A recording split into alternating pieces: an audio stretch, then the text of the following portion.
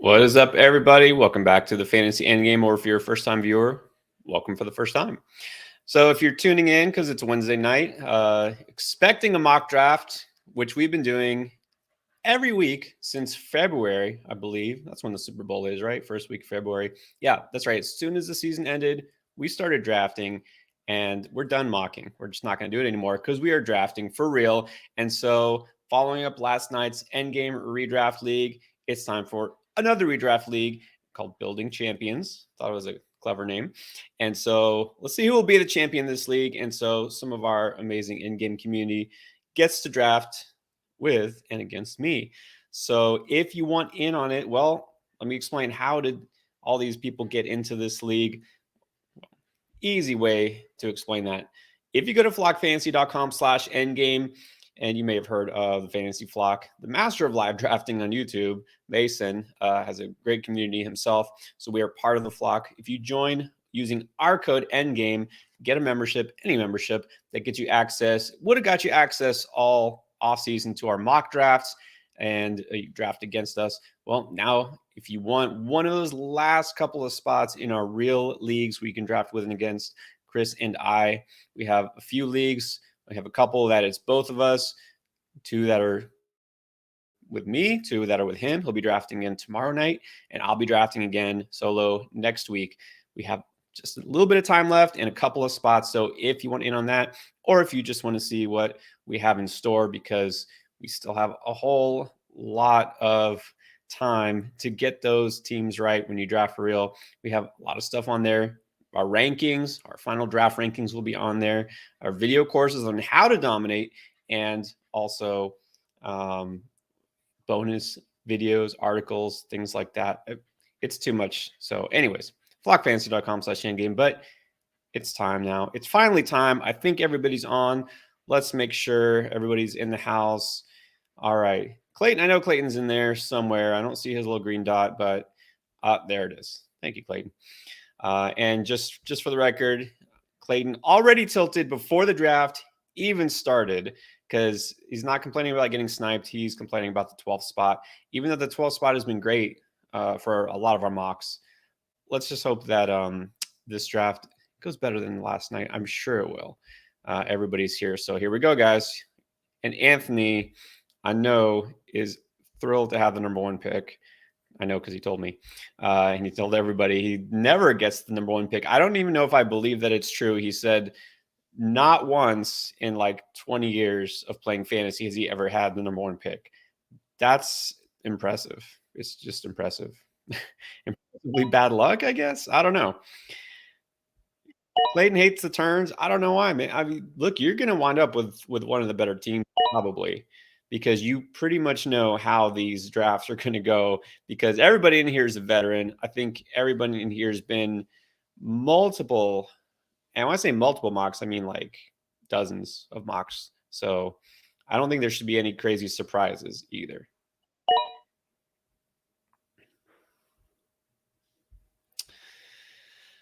All right. Yeah, let's go. Absolutely. We're already underway. All right. So CMC going at the 4, Bijan at the 5. Look, for an end game type draft, that's what you're going to see. Someone who was telling me just this morning, it was Ronnie. Ronnie's on the clock right now. I think Ronnie was saying that mocking it up and drafts, he was able to get Bijan at the 8, or even guys like Cup, and that doesn't happen in the end game mocks. And like, here you go. Like you said, not going to happen in this league. You said that people were drafting Eckler in the top 5, Kelsey going in the top 5. Yeah, I mean, you can't argue against either of those picks, right? Top running back from last year, top tight end for the past however many years. But, it's always different drafting this kind of league. All right, so just like that, I forgot I was at the 9. At this point, I'm either going high-end wide receiver or I'm going Kelsey. And you know what? I'm going to go Kelsey.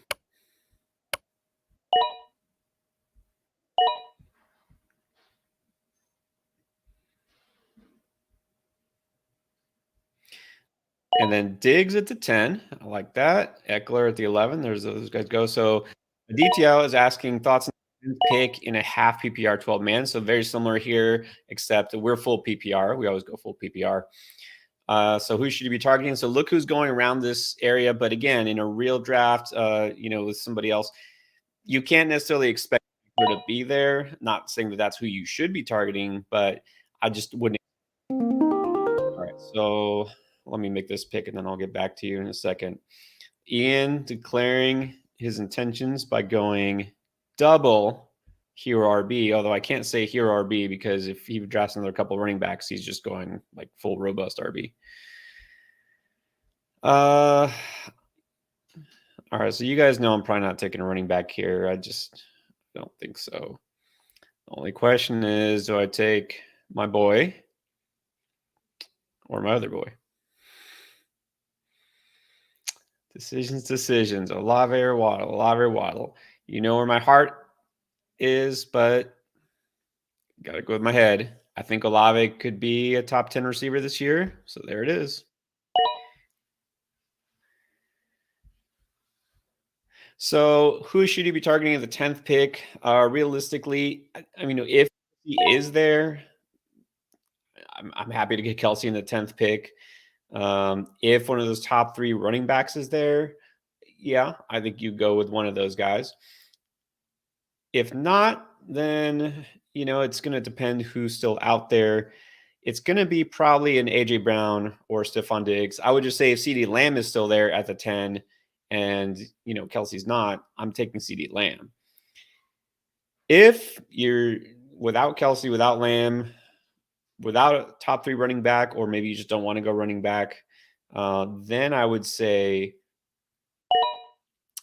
Diggs or Brown. And that's take your pick, whoever you prefer. If you're asking me who I prefer, it would be Diggs.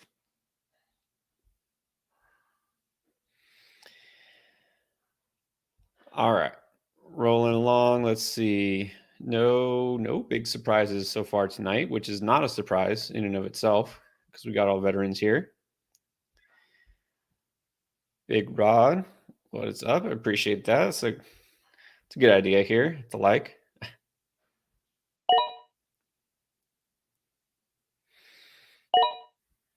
Roberto is in the house watching. It slipped by me because I was busy introducing everything that Justin Jefferson was not the number 1 pick. Anthony going with Chase. That's his guy. Hey, get your guy. There's no guarantee Justin Jefferson's the number 1 receiver this year, right? So yeah, I think it's interesting.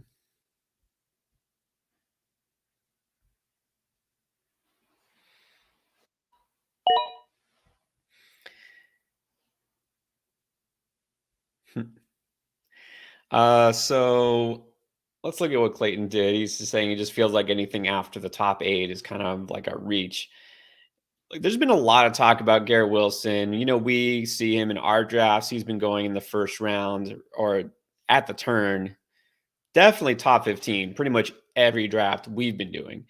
And I think that's where he belongs. I mean, I really do. So I don't feel like that's a reach. I know you're not convinced yet, but that's the kind of upside he has. So I don't think that's a reach. And the Sun God, look, let me tell you, this was best ball, not redraft, but I did a draft just a few days ago. He went 3rd overall, and that was in a half PPR league. Okay, so wrap your head around that.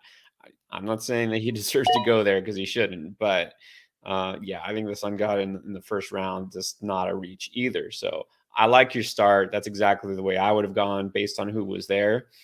So and yeah, at that kind of this kind of pick and this kind of draft, I think you got a great start. All right, thank you, Anthony, for just proving my doubts wrong from last night. So last night, if y'all were watching, among all the other chaos that happened. So my whole dilemma with my team, only thing that really threw me off is I had the number 2 pick last night. I went Chase because JJ was number 1. And then Higgins was still there. And I was like, well, do I really want my start to be both Bengals receivers? Maybe I'm limiting my upside. Maybe I'm putting too much in Joe Burrow. What if he's hurt, and maybe I should go a different way. I felt like Higgins was the value, but I passed on him. I took a running back, and then I passed on him again to take Amari Cooper. And then someone wound up getting Higgins like the mid third round, which to me was I mean, that's great.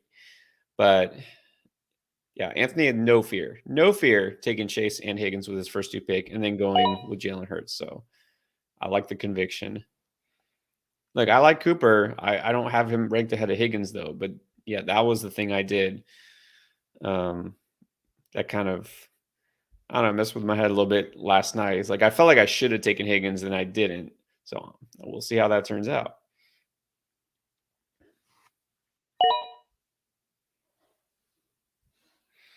All right.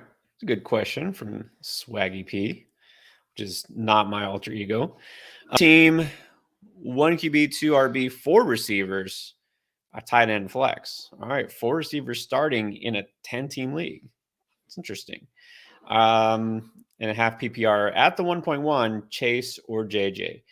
Okay, so the format here really doesn't make much of a difference. I mean, half PPR versus full. If it was standard, which you really shouldn't play, but if it was a non PPR league, I could make a case maybe stronger for Chase, but I have JJ ahead of him. I'm still going JJ. He's my number 1. That's me. Some other things might change down the road for you as far as draft strategy, being a 10-teamer and having to start 4 receivers. I mean, you're definitely going receiver at the 1-1, I think, unless you go anchor. But no, the 1-1, you're definitely taking one of those guys. But I'm going JJ still. Yeah, so this is how you know it's an endgame draft. Bijan going at the 5, but not before Christian McCaffrey. Now, y'all heard today, if there was that much news, not a ton of like a heavy news day today in the NFL, but the whole Trey Lance thing. And I'm sure a resident 49er fan will weigh on that. He already did on the Discord, but maybe post your thoughts here. We can share. Yeah, they messed that whole thing up from beginning to whenever the end is, which is hopefully soon. I mean, drafting him was obviously a mistake. It's easy to say now, but it didn't make sense even at the time. But yeah, Brock Purdy's the starter. No shock there. And then Sam Darnold's number 2. Okay. Wow. Okay. Man. I mean, I like to differentiate, maybe not just get the same players every time. I mean, these receivers, no one really stands out. Am I really going to take the same player back-to-back drafts?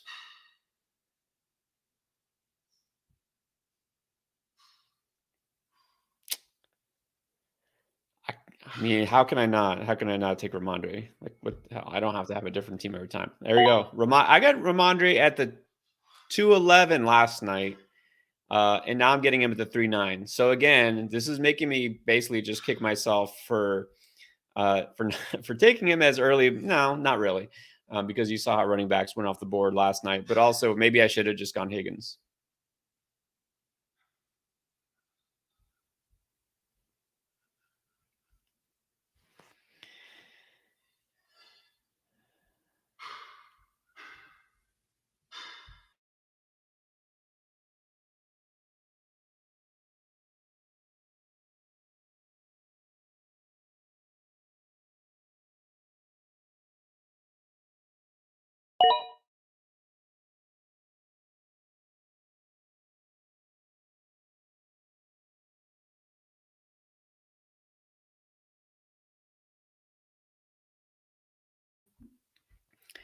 All right, let's see here. Ian is on the board.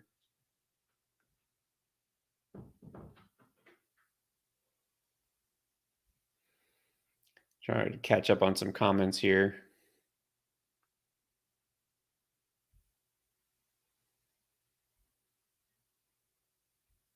Thank you, Anthony. I appreciate it. Saying I made the right move last night.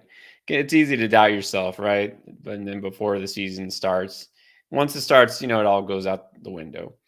All right. So Matt asking Ramondre or Gibbs. That's a very serious question. That's a very good question. I'm still going Ramondre first. And in half PPR, especially. I mean, both these guys are going to make a lot of their living on reception totals, but Gibbs more so. I think Gibbs just doesn't have. Well, this it might sound kind of stupid because Ramondre didn't really score that many touchdowns last year, but I still think Ramondre has more touchdown upside, knowing that Gibbs probably going to give way to Monty in the red zone. And Gibbs that's mainly what he's going to be used for is a pass catcher. So I'm going Ramondre still. Gibbs was off the board already. He was gone before Ramondre in this draft. That doesn't always happen, and that's not happening for me.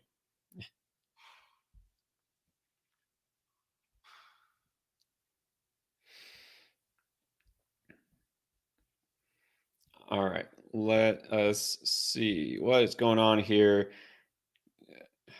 Clayton just couldn't resist. Couldn't resist getting Brandon Ayuk. Usually takes him in the fourth round. You had to take him now. You knew you weren't getting him.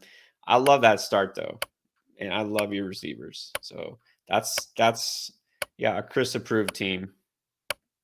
Put the Chris smiling emoji on there. Come on. All right. At this point,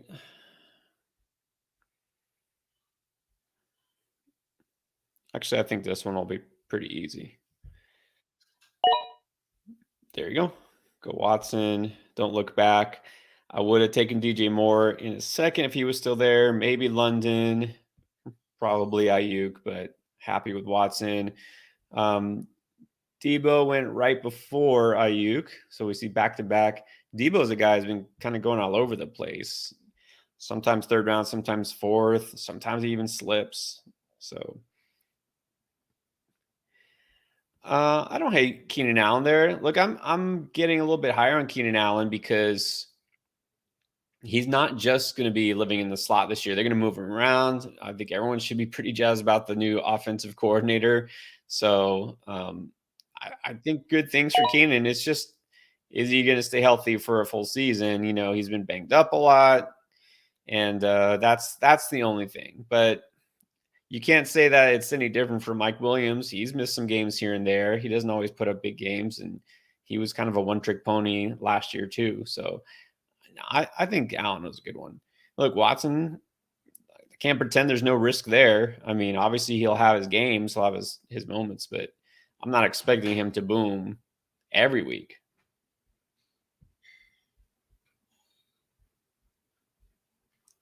Yeah, I really haven't drafted too much of Keenan Allen either, I guess. I mean, younger is usually better, but mainly so with running backs. With receivers, it's not always the way.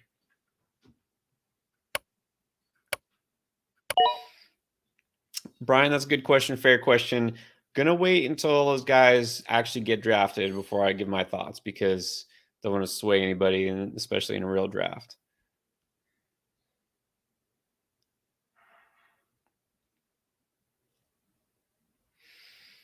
All right, Rise, let's see what you got here. My draft is September 3rd, 12 team. Any advice? Top three pick. Top three pick. Really, regardless of format, I'm pretty much going receiver. I just am. So look at the top three receivers that got taken here: Jefferson, Chase, Hill, or Cup. If you feel better about Cup, but to me, that's it. It's one of those guys. I guess you don't know. You say you'll be a top three pick, but you don't know what pick. If you get the one, take Jefferson. If you get the two, take Chase. Or if you get the three, take Hill. I mean, that's pretty much what I'm doing.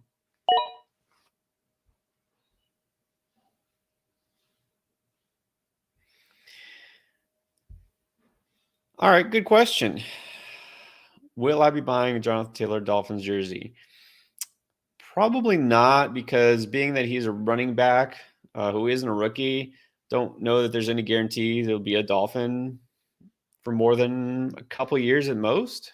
So no, I have two jerseys. I'm not a huge jersey collector. I'm a hat collector because they're cheaper, but also not a huge jersey guy. I have two football jerseys. I have a Dan Marino jersey, and I have a Dan Marino shirt, if you hadn't noticed.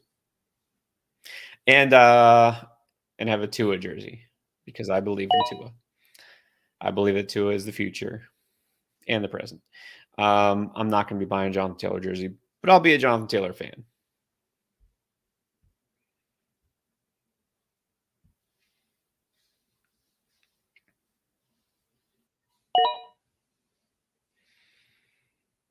Hmm.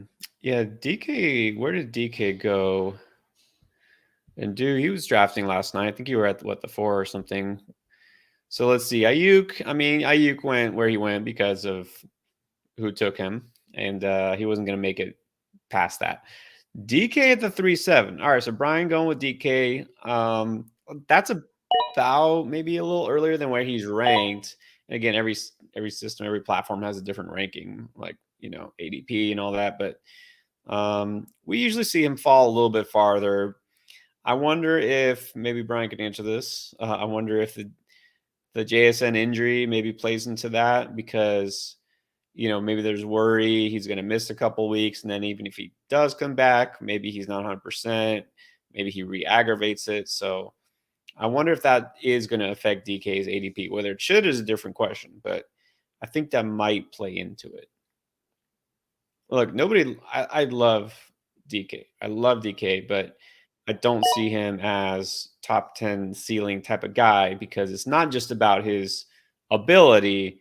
It's about the system. It's about the volume. It's about, a lot of things.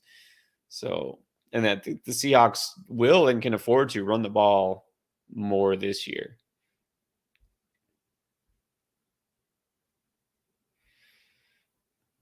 Yeah, John, I kind of answered this question earlier when Rise asked about top 3 pick. I'm taking JJ. I mean, I'm not really thinking twice about it. I don't mind if someone wants Chase better and likes him. That's fine, but I'm going JJ.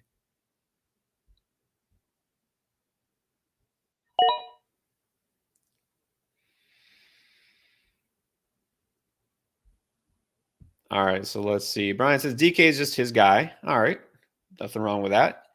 In Dynasty, DK is still my guy. And then you got your first field share. Let's take a look.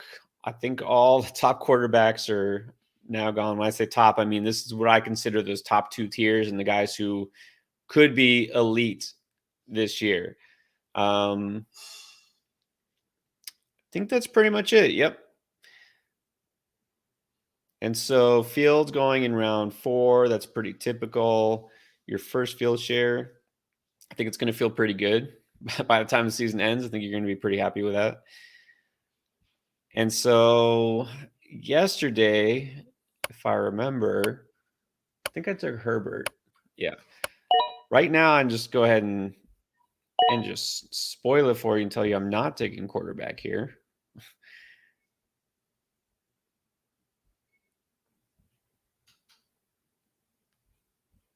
So quarterbacks that are left, I mean, forget the fact that they're ADPs and all in the 80s, for these guys left, but there's just no need. Like there's no need. There's still the value. So let's see here. Running back.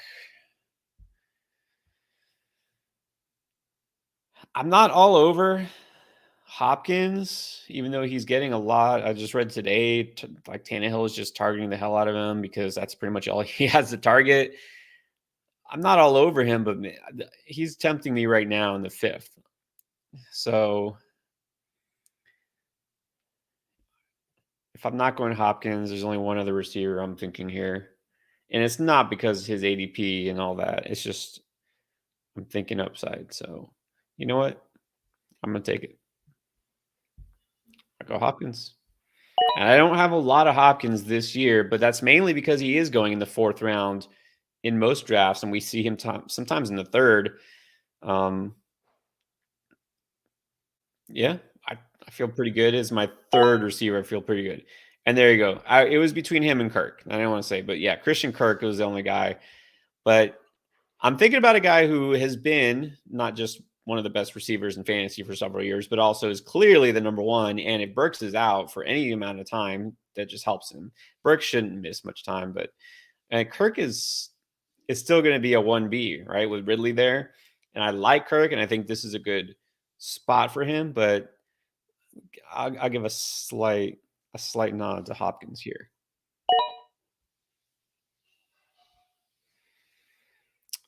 Paper asked me the same question that I think Brian did before. Talk about those guys soonish. They're still out there.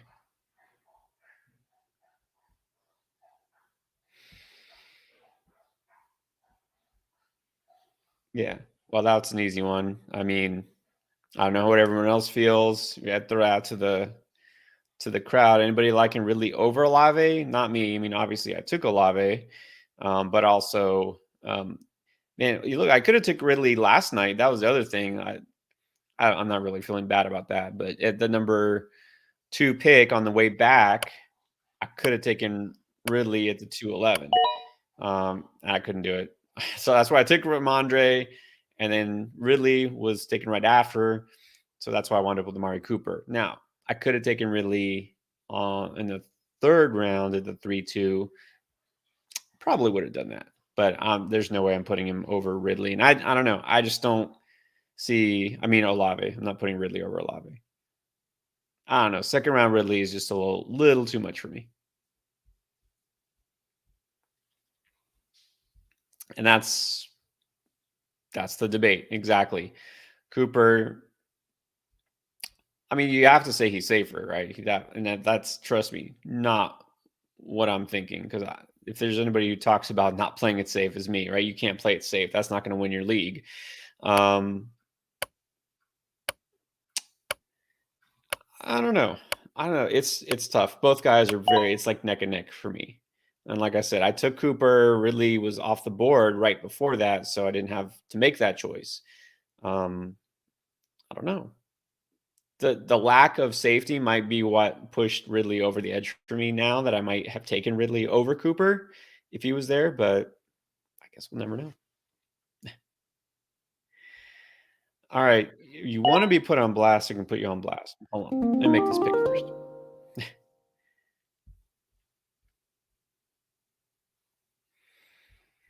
Okay, so 3 receivers and a tight end. Definitely don't need a tight end. All right, I like a guy there. I don't know. Yeah. I'm not going to take the chance that one of these guys is going to be there on the way back. In fact, I'm pretty sure he's not.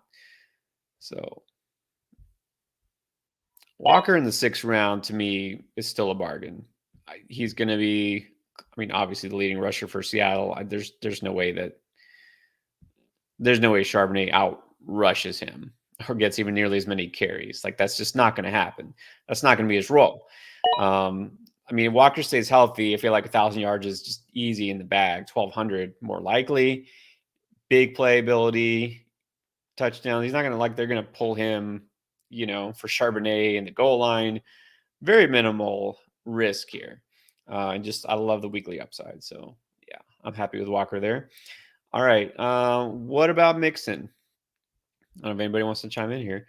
So last pick here, Brian going with Mixon at the 5-7. 5th round. Would I take him before Akers, Jones, or Walker? No. I mean, look, if you think you might have got him right here where you're drafting right now, then it's a reach. But if you thought he wasn't going to make it to you and you want him, it's not a pick I would have made. But Pittman is a good value right there too. That's a good pick. So I just don't like the fact that now I'm looking at your team and you have great receivers and you have Justin Fields, but now you got Mixon as your RB1. So you're really depending on the fact that he's going to bounce back from last year. Because don't forget, not only did his rushing average go down and it was just not very good, and all his efficiency metrics were not good at all. Basically, all his touchdowns came in one game. That one game where it all, kind of came back to him. And then the rest of the season, he just, I don't know, didn't do it. I'm not taking Mixon. I think you're going to just have to make sure the rest of your RB room is a little more solid. But I don't mind going receiver there. Again, Pittman was a good value. You solidify your flex spot there. You got Fields, so I'm okay with that. But yeah, I'm not taking Mixon.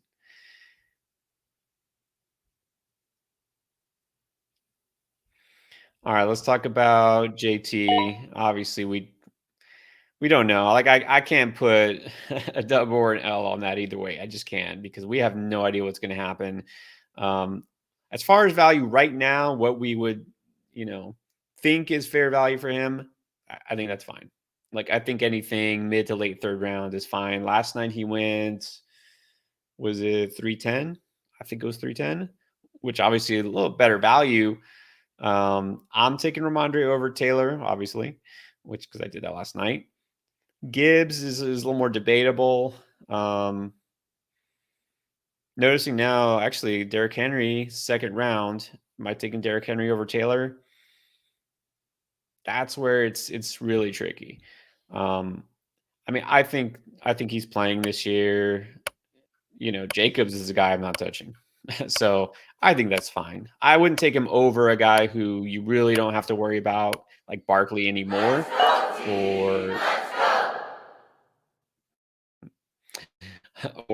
for me, a Ramondre. I'm not worried about Ramondre. I'm worried about Jacobs.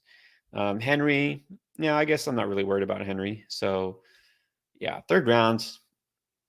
I don't want to put like a big W on that, but I'm gonna say that it's fine. I don't think there's anything wrong with that. I think that's a good pick.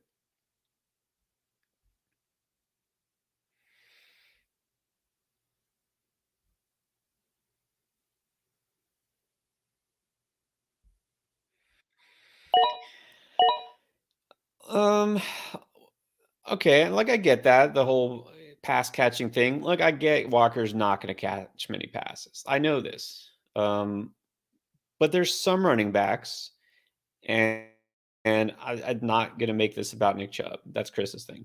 But there's some running backs who still can produce high end value without being prolific receivers. And I know he's not going to finish as one of the very top running backs in the league, but that's okay because I got him as my second running back, not my first. Right? Chubb is a second round pick. You need him to either catch a whole lot more passes this year, which everyone's convinced he'll do. Maybe he will. Um, or you need him to just be the league leading rusher or score a whole lot of touchdowns. I don't need Walker to do that to pay off for taking him in the sixth round. Now, Aaron Jones, look, Aaron Jones is going to catch more passes. I know that. Um, I'm pretty sure he won't rush for as many yards because he's splitting carries with AJ Dillon. And I'm just telling you this, I'm not anti Aaron Jones. I used to love Aaron Jones, but this year, what I'm doing instead of taking Aaron Jones in round 5 or 6, I'm taking AJ Dillon in round 8 or 9 because I don't think the numbers will be that different. So that's just me personally. I like Aaron Jones, but not better than K9. And I would have taken Dobbins too, because Dobbins the same thing. No, he's not going to catch many passes, but he is definitely going to be the guy who is going to be the leading rusher and their leading scorer on the ground.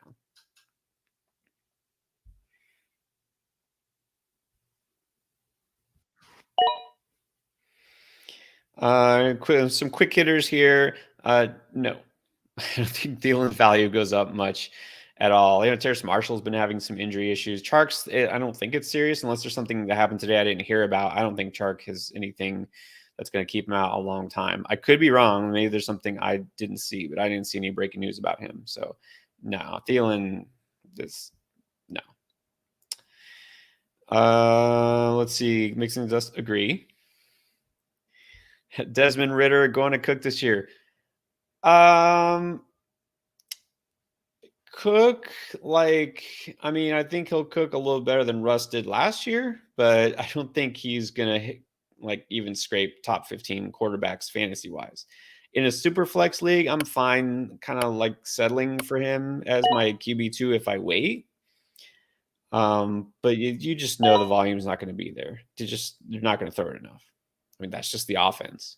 I think he's good, but I don't think there's great in him. All right. Now it's draft time. So I need a flex. And I don't even have to think about running back because all the guys I might have considered are gone. So I'll take the guy. Oh, no. Wait a minute. Did you? Wow. Okay. Well, Zay Flowers off the board. That's a guy I liked.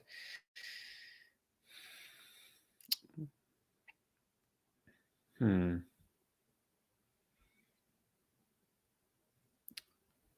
Well, I'm gonna take a guy I do like. He's not as nearly as young, but I do like Brandon Cooks. And I'm not too worried that he's my flex because I do have Kelsey, which is basically like a wide receiver one. So we'll make do at the flex spot. Don't worry. All right. Sorry, guys. Let me go back to this one because now those guys are both off the board. And so got this question twice, very specific on both Cam Akers and James Conner. And that question was asked earlier. Let me see if I can put that one up just to make sure y'all know. So Paper asked that. And right. Both could be cowbells. Agree. Like completely agree. Both will be cowbells. I actually don't even think that's a could situation because Arizona really has nobody else. Like Keontae Ingram is the RB2 by default just because they didn't do anything at running back. And he had a chance last year to be the number one guy. I think there was that one game late in the season, and he did nothing. And I think he averaged like 2.6 yards per carry or something stupid, and just didn't do anything to inspire confidence. And he had a shot. And this Arizona offense, it's not going to be good, guys. It's just not. And Kyler Murray, I don't. Who knows how much he's going to play? I don't care basketball dynasty, nothing. I have zero Kyler Murray, and I don't think I ever will. But this year, I'm avoiding Murray. I'm not avoiding Connor, but I'm definitely taking Akers, and not just because Akers is my boy. That's not the only reason. I I'm leaving Connor in that range. I think where he went just now, actually really good value from running backs in general in that round. Man, so just round 7, Swift. Obviously, I'm on board with that. That's where I took him last night. Sanders, we usually see him go a little earlier. Maybe the injury pushed him down. Connor, it's about right. White and Cook. All those guys, perfectly viable, good, solid RB2, and that's where they should go. So this is the way a real draft should play out. I feel like this is why we have this group here together. This is a real competitive draft, and this is where we're going to see what strategy pays off. Where all that practice paid off, all those mocks. But yeah, Connor round 7, fine. Earlier than that, I'm just not doing it because I'm taking these guys all ahead of him. The only guy here I'm not taking ahead of Connor is Breece Hall. I'm probably, I think I'm trying to remember exactly in my rankings. I think I have Rachaad White ahead of Connor. And even though I'm not ranking Cook ahead of Connor right now, I'm drafting Cook a lot more than Connor because you can get him later, if that makes sense. Connor's usually gone first, and I'll wait and I'll take Cook. So again, not completely avoiding Connor. I'm just kind of fading, and I'm definitely on Akers. Yeah, both will be cowbells or no workhorses, work cows. But they are going to also be limited as receivers. I do think Connor catches more passes than Akers, but I think Akers scores more touchdowns, has just so much higher ceiling on a weekly basis as a runner. I mean, we saw what it was at the end of last season.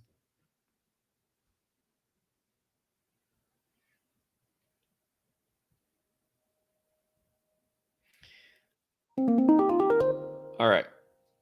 Let's see.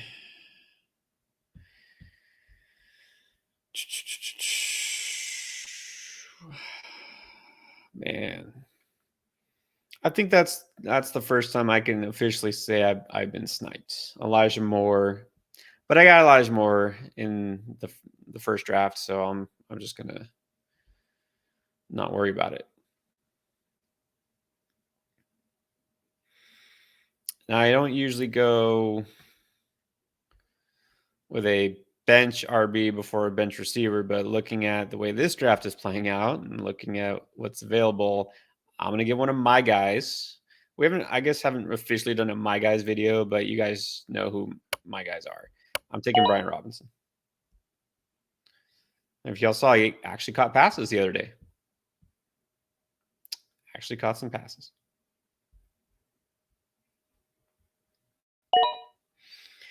Let's see. Okay, let me catch up on comments here. Oh.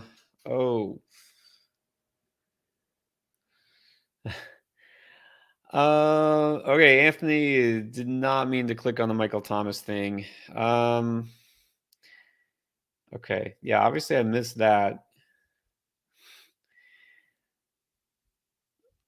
Yeah, I think it's a little late to rewind. I mean, I yeah, I think we're just gonna have to let it ride because I can't pull guys off the board right now. Sorry about that, Anthony.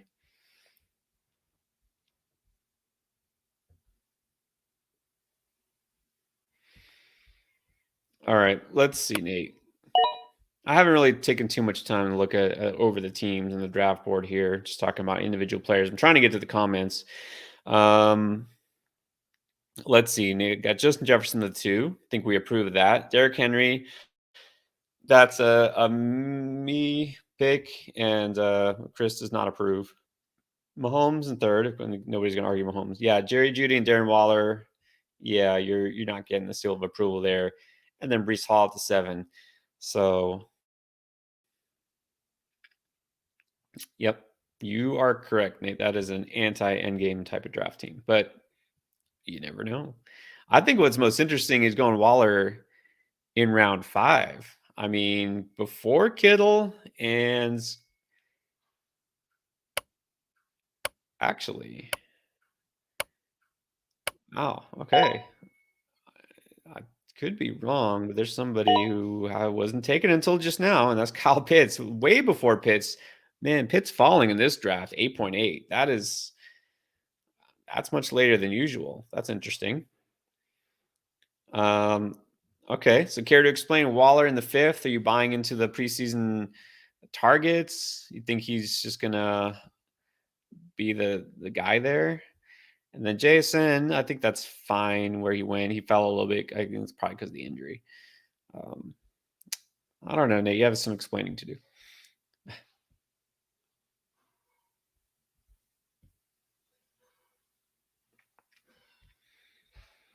Jordan Love definitely has super flex value. I mean, you're not going to make him your starting quarterback in a single quarterback league, of course, even if you wait. But yeah, definitely a pretty solid QB2. I mean, I think so. I believe in it, and not because of preseason games, but yeah, I think he's going to be legit. I don't think he's a Pro Bowler, but it doesn't have to be for fantasy to be fine as your QB2 in a super flex. Yeah, definitely I have him higher than some other guys that are ranked higher, typically, like Daniel Jones. I'd rather have Jordan Love. I'd rather have him than Russell Wilson. I'd rather have him than Aaron Rodgers. So I have a fair amount of confidence in Jordan Love.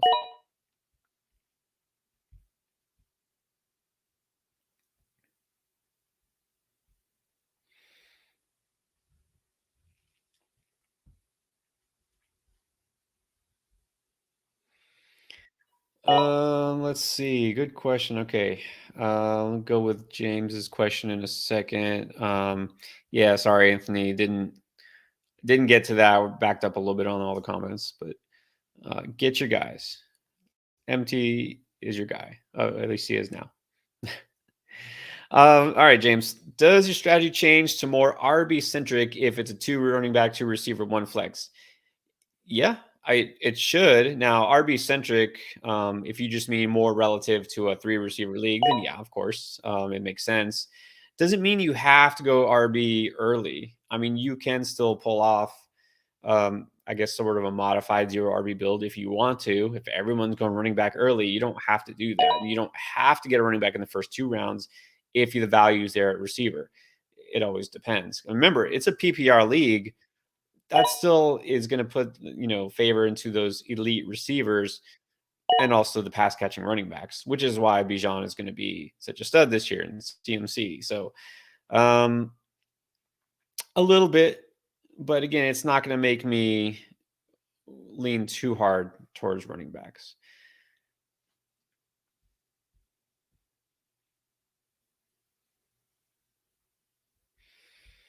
That's a good question. Go balance. Let's see. 7 quarterbacks in the first 4 rounds. So I made a comment earlier. We saw all the what we consider top elite quarterbacks, those big 8, go by not even the middle of the 5th round, and the first 7 went by the 4.8. By the 4.8, we had 7 quarterbacks go. I don't think that's early, and I don't think that's really going to be atypical of drafts this year. And we've been preaching get one of those stud quarterbacks, and if you're not, then look what's happening. Well, exactly what's happening is you wait because right now there's still great quarterback values on the board, like Dak Prescott, who just went off the board to Keith, and which is a great right there because I mean conceivably Dak could put up numbers close, well, pretty close, somewhat close to guys like Herbert, Lawrence, the guys who aren't those elite running quarterbacks, maybe even Burrow, and you got a 5-round discount. So that's the thing. Prescott doesn't have to be the top quarterback for you to get, him as your starting quarterback. Great value there. And there's still a couple other guys on the board, obviously. One of whom I'll take right here, but we'll see. See what Ronnie does. But no, I don't think that's a bad move to take one of those quarterbacks at all. I'm all about team get your stud at the position. Who you take, that's a different question. All right. So here's some of the quarterbacks I've been talking about. Let's see.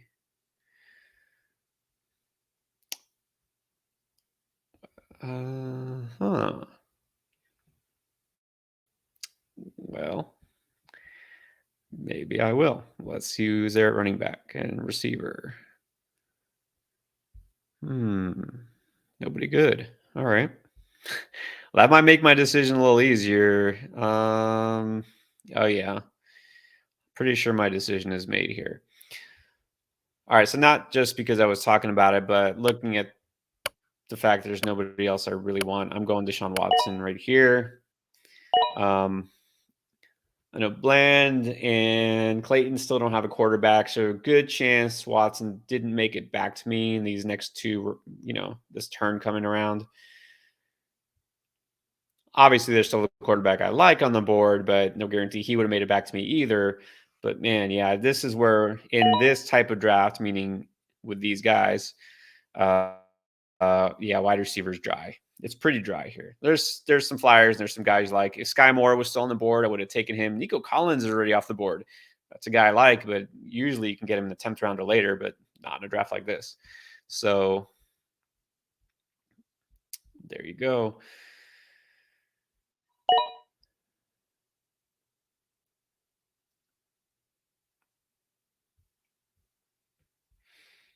All right, let's see. Nate justify his thug taking Waller 5th. I believe that Waller will be a target sponge. I like that. I'm going to steal that.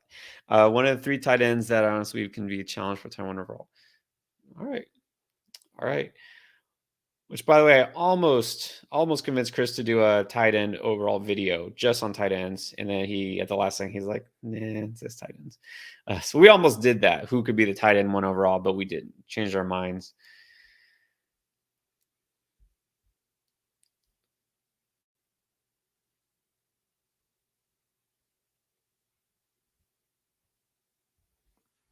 All right, Nathan asking if you have Mahomes and Chase in a keeper league, should I take Kelsey or Hill? I mean, both good picks there. Get the stack Kelsey Mahomes, but that doesn't really matter. I'm still going Hill over Kelsey. Not a wrong choice there. Let's see. All right, I'm back up. Thank you, Clayton, for making sure I didn't get Tank. Being sarcastic there. You know what? So which way do I screw myself now? Waiting too long on backup running back or receiver? I think I should probably take a receiver. Oh, I know what I'm taking. We're just talking of Jordan Love. That's because I like Romeo Dobbs. And like I do realize I still have Watson, but that's okay. That's okay. I'm going for value, going for Going for quality here.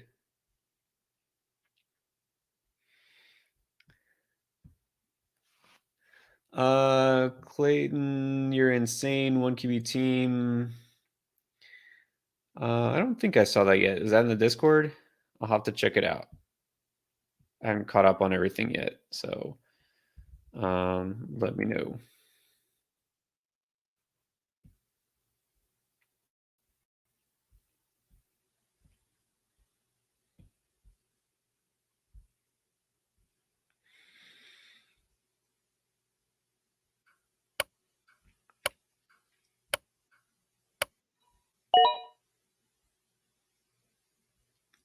Okay, I'm making sure I didn't miss anything on Jonathan Taylor. He's not actually a Dolphin as of right now. Am I right? I know they made an offer. Of course, they're going to make an offer. But reason I'm saying this because people asking like this. Okay, Francis asking, is it Shane to drop a Bolton? No. Like, why? don't don't. He's fine. Unless I miss something, which I don't think I have anything crazy, Shane is gonna play. And even if Taylor, the way I see it, probably if Taylor becomes a Dolphin, wouldn't a Shane likely be in the package going back to Indy? Don't you think they would want a running back, a young running back? And that might give him a path to more touches. So no, I'm not dropping a Shane. I mean, dude hasn't even played a game yet. Nobody's played a game yet. So no, don't drop a Shane.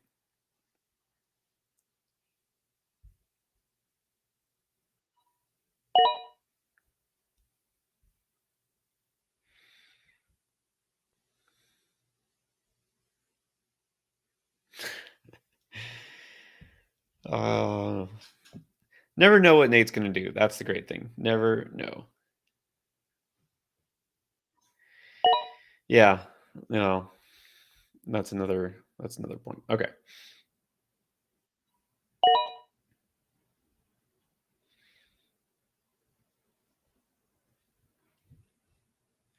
Clayton wants a all right. Well, yeah, if you want a breakdown of your team, I think maybe we'll wait until we're at the end. I'll do a quick recap. Still some time left.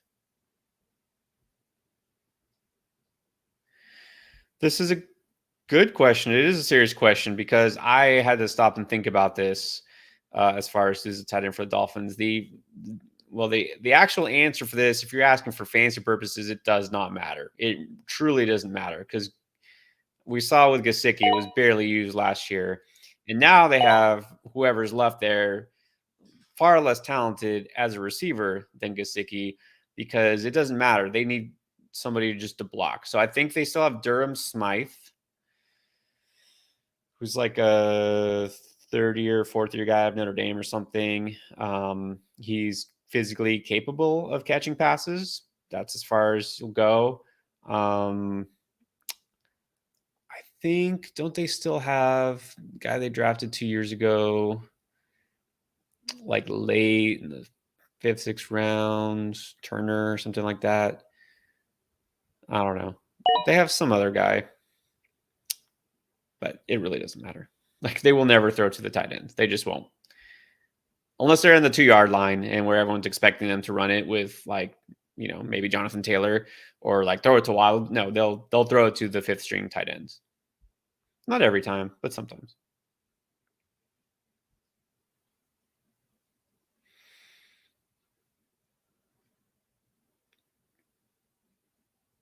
Hmm.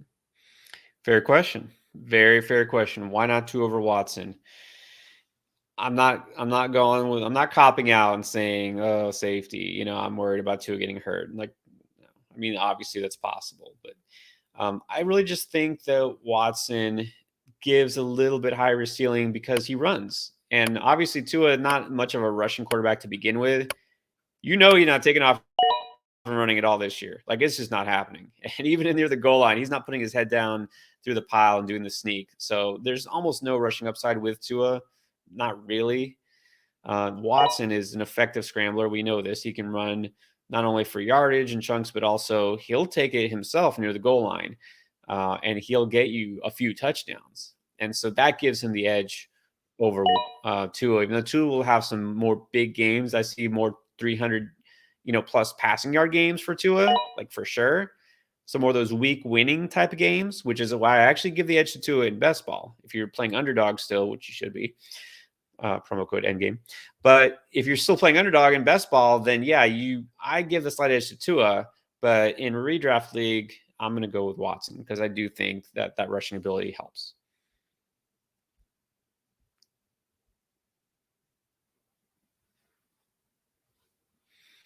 Yeah, and then two teams not getting their starting quarterback till round 11. If you haven't been watching throughout the entire offseason, we do our mocks, it always happens. There is going to be a team that probably takes their starting quarterback in the last round. And why not? And you know what? I guarantee you these guys, including me, not going to take a backup quarterback because why? If you have Joe Burrow or even Trevor Lawrence, or you took Lamar Jackson, why do you need a backup? Like you don't. You need a guy hopefully who can only fill in for 1 week and that's to buy and that's it. You don't have to draft that guy. You don't need a backup in case the guy gets hurt. So anyways. All right, let's see now.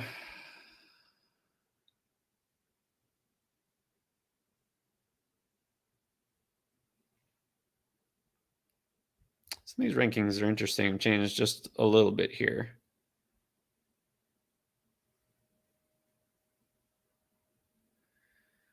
And it's getting rough. Rough.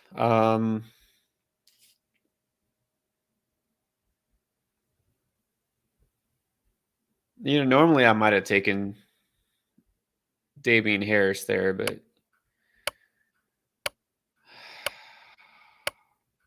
wow. I hate that I just did that. And that was a total panic pick. I hate that I just did that.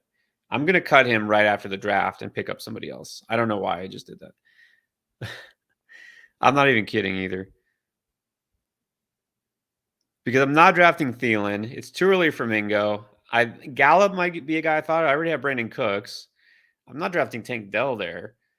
Chark is okay for a late round pick, but I now hate that. That is the worst pick of the entire draft, and I'm not even exaggerating.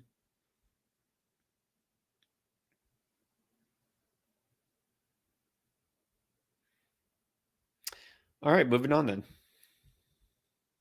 I'll just keep it up here. Now, I will say a running back, and Clayton, by the way, now officially stockpiling running backs, and must be a Team 12 thing, right? 1, 2, 3, 4, 5 running backs. All right, you got 5 receivers, so you got balance. I'm not saying you're out of whack or anything, but you definitely taking these mid to late round guys. I would have normally thought Damian Harris there, but man, he's been missing all training camp. Latavius Murray is like passing him by in the depth chart. So I'm now a little bit worried about Harris. But earlier, I was taking a lot of him. Mostert, I mean, what's his value going to be as soon as they get Jonathan Taylor if that happens? So, yeah, running back is really brutal at this point.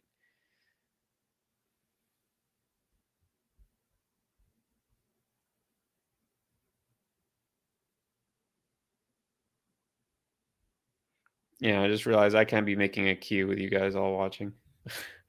Thank you, Ian. All right.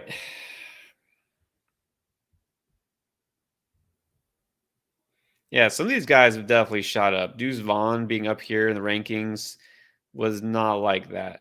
It definitely was not like that a week or two ago. Brutal. Absolutely brutal. I mean, I like my 3 running backs. I could use some depth. You know what? Look, because someone asked about Chark earlier, dealing with hamstring injury. Week 1 is in question. So what? I'm not starting him week 1 anyways. So maybe I just pull the trigger. Or yeah. All right. Yeah. No, I don't want thumbs up. Nothing for that Ross pick. That was just That was just bad.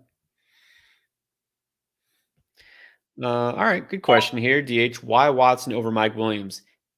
There, it's really close there. It's really close. Um, that's almost kind of a coin flip pick for me. I like Watson. I like Williams. Um, both have huge weekly upside. So I don't know. It's not like I have a super strong feeling. Watson, I guess I could say has maybe a slightly higher ceiling, but no, it's pretty close.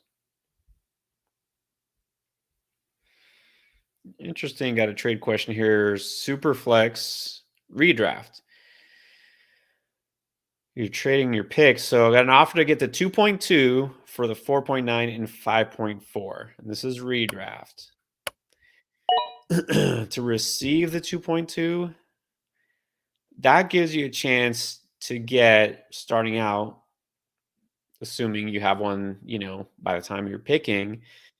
You get the 4.9. I'm trying to think where you're at. So yeah, so you then get a chance to get two stud quarterbacks or stud quarterback, stud receiver. The fourth and the fifth round pick. I don't know. I think the chance to have that elite pair, that's pretty tempting to me. Um, I think if it was dynasty, I would do it for sure because then you have so many more options as to the way you design your build. If you want to do, go all in to win with some quarterbacks that you can then pair with older receivers. Um, yeah, you know what? I think I would do that. I think that having those elite players is such a huge advantage, and a super flex having two stud quarterbacks is an advantage. So I actually think I would do that. Yeah, super flex mock. We did do some super flex mocks. Most of those were dynasty. Um, super flex isn't as obviously it's not as popular. But yeah, I'm a fan of super flex format. I think almost all of our dynasty leagues are super flex.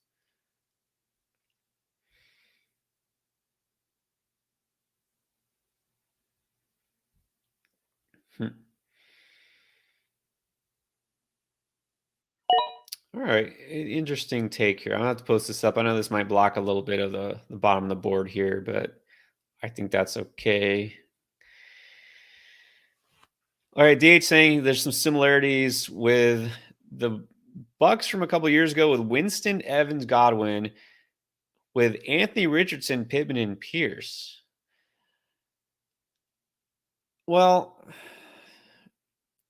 if you're talking purely from like a physical standpoint, the similarities between those players and maybe, but it's not at all going to be similar offense because back then, what made Winston so valuable in fantasy is that he threw the ball like 50 times a game, and that was like the Arians' offense. Like that's all they did. He just chucked it, and he chucked it deep.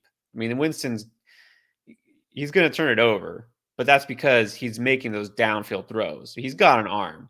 Didn't always do the best things with it, but he's cut the arm. They were going for those home runs like every time. Anthony Richardson, I think will do that sometimes. It is not going to be an aggressive offense. It's just not. They're not going to be trying to force the ball down the field because even though Richardson's got a cannon, what is his biggest strong suit? Is his legs. I mean, they're going to be moving him around. They're going to be trying to, keep the defense off balance. And Pittman's good, but I don't know if Pittman's is Evans, at least definitely not yet. And Alec Pierce is not Chris Godwin, and he never will be. So there might be some chunk plays, but I don't see it being close to that same type of offense.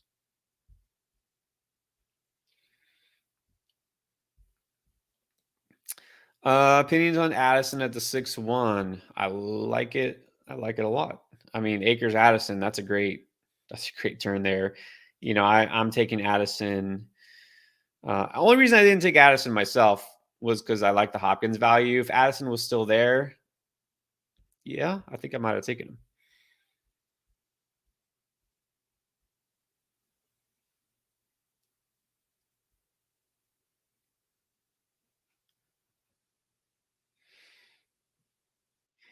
Yeah, that's the other thing is I just don't think that offense. Bland has a good point with in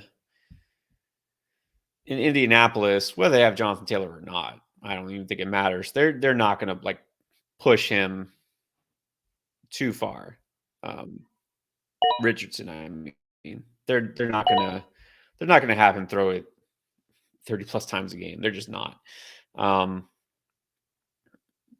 it's going to turn out worse for them. And look, this might just be a full rebuild season. If they do trade Taylor, I mean, how can you say that they're not already with a rookie quarterback, but also giving up their stud running back, looking for draft compensation, new head coach, and all that? I mean, yeah, that's an offense you might just kind of want to avoid if Taylor's gone.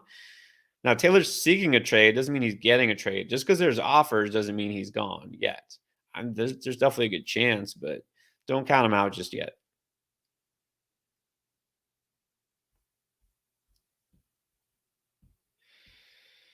Yeah, well, you know what? Maybe I won't drop Ross. Maybe I'll trade Ross. Maybe somebody wants him. All right, let's see what we got here.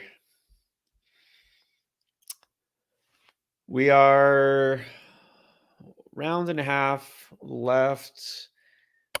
Thielen off the board. Anthony, you know what? Chris isn't even on this stream and in this draft. You just revealed yourself. You are a Thielen believer, and that's okay. That is your choice. Let's see, 1, 2, 3. All right, now I just need like any running back. I don't. It doesn't even matter who. Just let's see. Warm body from the Colts. Who's going to take over as a starter? Who would that be? Mm, mm.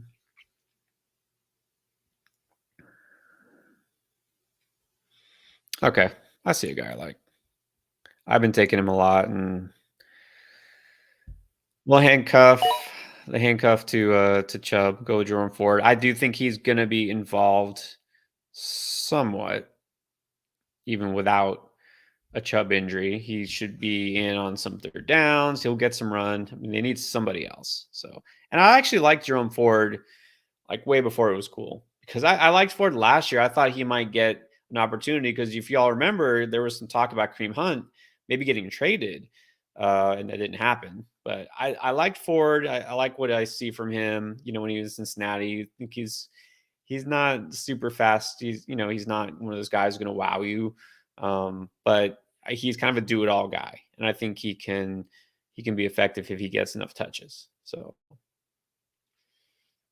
all right, Clayton, hit me up. Send me a trade offer.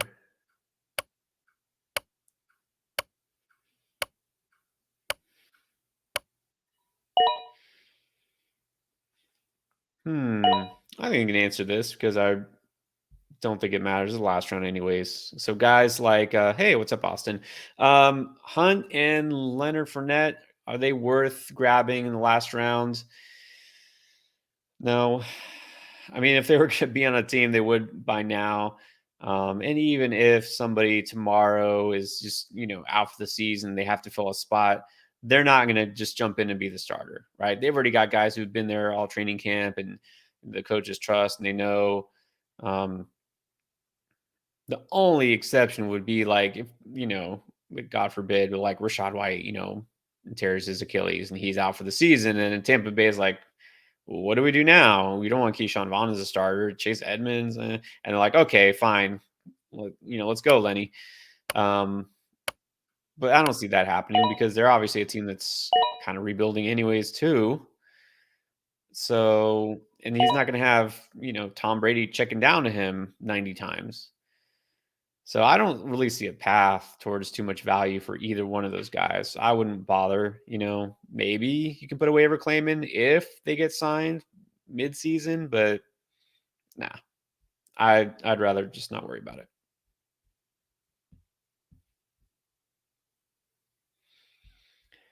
All right, guys, let's get those Flyers in. Here we go. And Clayton making Anthony Richardson a starting quarterback. That's something that is end game approved. Let's see. Well, that didn't take too long. I'm ready to the Kerryon Johnson and Dion Lewis part of the running back list. So obviously, I've gone too far.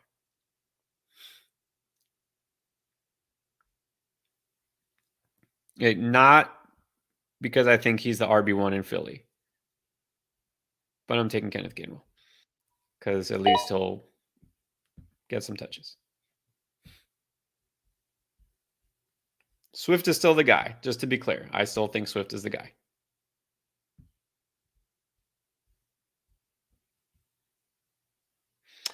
Jason, very detailed question. Actually, I'm not going to put it up because it's going to block like half the screen. But let me ask you, Jackson. Sorry, Jackson is asking, third pick in a 12-man league, 4 points per touchdown, passing touchdown. Don't think that quarterbacks will go off the board. So if Mahomes is at the 210, would you take him? No, okay. So like typically, like we 12 man, that's like what we do, right? This is a 12-man league, PPR, 4 point for touchdown. That's pretty typical. So no, I don't have him as a second round pick personally. If he's still there on the way back in round 3, all right, then I'll take him. That's pretty much what happened here. He was taken at the 3-2, not the 3-3.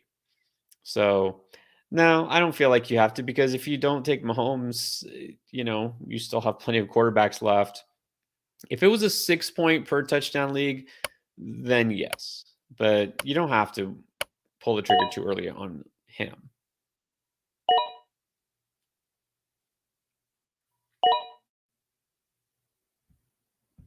Well, let's see who just got picked. Who's getting picked? Kyler Murray getting picked. Keith going Kyler Murray to back up Dak. Interesting. All right, and then Kincaid. All right. Michael Wilson. Wait, so you're saying you had Michael Wilson queued up and you're going to take him? All right. Well, I like Michael. I drafted him in I think one of my dynasty leagues, although I think I traded him already. But like I don't mind Wilson as a prospect, but in a redraft league, no, I'm like I said, I'm down enough on Arizona's offense already, so it's not doing it for me. It's just not doing it for me in a redraft league. Daniel Jones off the board. 3 picks left. So I'll start doing a very quick breakdown here because again, we're not gonna evaluate all the teams in a real league. We're gonna evaluate the standings at the end of the league. All right, let's go, Nate. Let's see your crazy flyer here. This has to be a good one.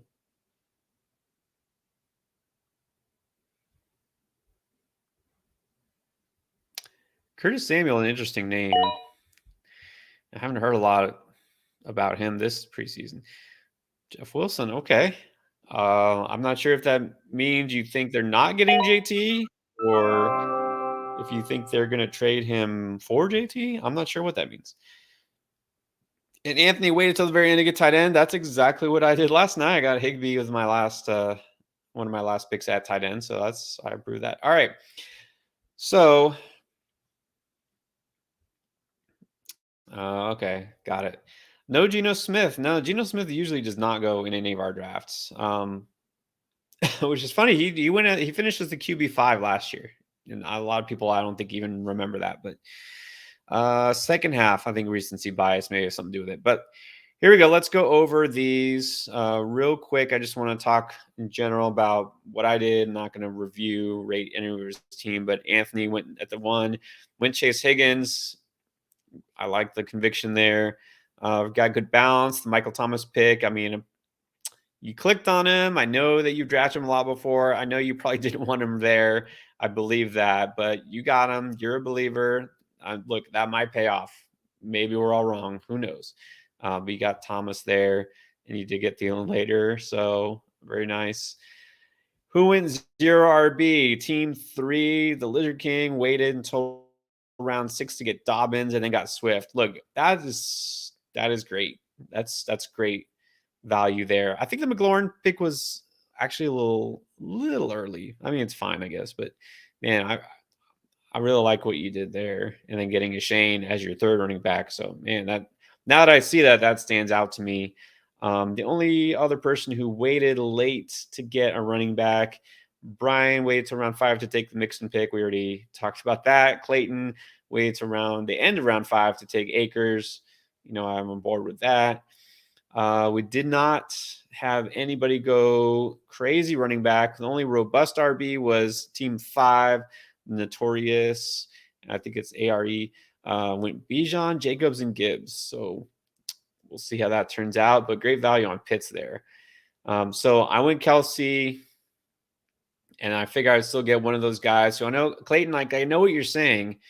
Like, you don't know that any of those receivers like really feels like he belongs there. Like, for me, Diggs might have been the obvious pick, but I feel like, look, if I get Kelsey, then any of those receivers, meaning Diggs, or like if AJ Brown was still there, or Olave Wilson or St. Brown, those young receivers, look, I'll throw Waddle in the mix too. I'm okay taking any of those guys on the way back. And the guy I got was Olave. So that's my thinking there. And you got 2 of those receivers with Wilson and St. Brown. I love the way you started your draft. I'll just say that I do. And so then I had the great value in Ramondre, Watson, not a slam dunk there. Somebody asked about that. Williams was my other consideration. We'll see. That's me going for upside. That's what I'm saying. I did not want to go with a safe pick. That's not the safe pick. And then Hopkins, I mean, I don't feel like he's safe because he's in Tennessee, but I feel like that was just, again, value. Kenneth Walker going value. Brandon Cooks, he was just the only receiver I liked there. I totally would have gone Zay Flowers if he was there. I really like Brian Robinson this year and get him as RB3. I waited on QB. I'm going to Deshaun Watson. And then I kind of hate my wide receiver depth. I like Dobbs, but I don't know if I like the fact that I have him behind Watson. I'm okay with Chark where I got him, and I'm on the verge of trading Justin Ross. All right. Appreciate you guys. This was like, I don't know. You are a believer, Anthony. You are a believer. This was just such a very typically wonderful end-game draft. This has been like all off season. This is what makes it so fun. You guys, just smart picks. No hesitation here. Everyone's got their strategy. It's going to be a fun league. Going to do it again next week. So I'm in another league. Be drafting next Wednesday. And then Chris will be on tomorrow night for his league. And then again next Thursday for his. And then we're both drafting together. So you want to swim in the Shark Tank, that's the league to be in, both of us. And we'll be drafting live, I think, on Tuesday night. I think there are still a couple of spots left. So let me just put it up there. And even if you don't want to join one of these leagues, if you're watching, you just want to, get access to all the other stuff that we have. There it is. flockfantasy.com/endgame. You want to check our rankings. You want to check out all the content we have there. That's besides what's on YouTube. That's the place to go. Or if you just want to support us by getting a membership, we appreciate all it. All right, guys. Good drafts. I'll see you in the league chat.